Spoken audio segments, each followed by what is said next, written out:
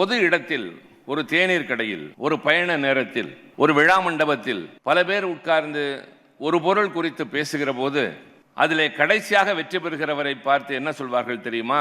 நீ திமுக காரன், அப்படித்தான் பேசுவா என்பார்கள். ஏன் மற்றவர்களுக்கெல்லாம் பேச தெரியாதா?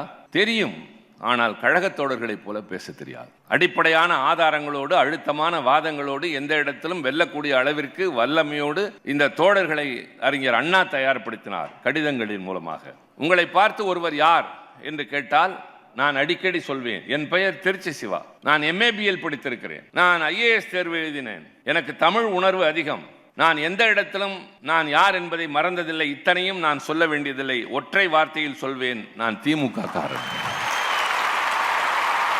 அந்த ஒரு சொல்லில் அடங்கும். நமக்கு தமிழ் உணர்வு உண்டு, தமிழன் என்பதை நிலைநிறுத்த எந்த நிலையிலும் எதையும் இழக்க தயாராக இருப்போம்.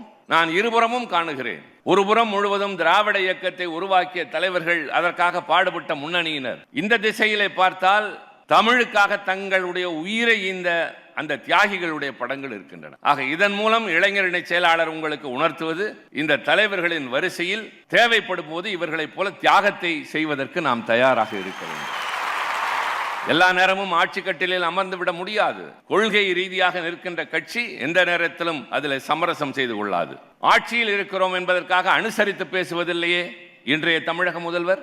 உறவுக்கு கை கொடுப்போம், உரிமைக்கு குரல் கொடுப்போம் என்று கலைஞர் சொன்ன அந்த வார்த்தைக்கு ஏற்ப இன்றைக்கு தமிழ்நாட்டு மக்களுடைய வாழ்வின் தரத்தை உயர்த்துகின்ற அதே நேரத்தில் ஒன்றிய அரசு எத்தனை பலம் வாய்ந்ததாக இருந்தாலும் அதை எதிர்த்து துணிச்சலுடன் பேசுகிற ஒரே முதலமைச்சர் தமிழ்நாட்டின் முதலமைச்சர் தான்.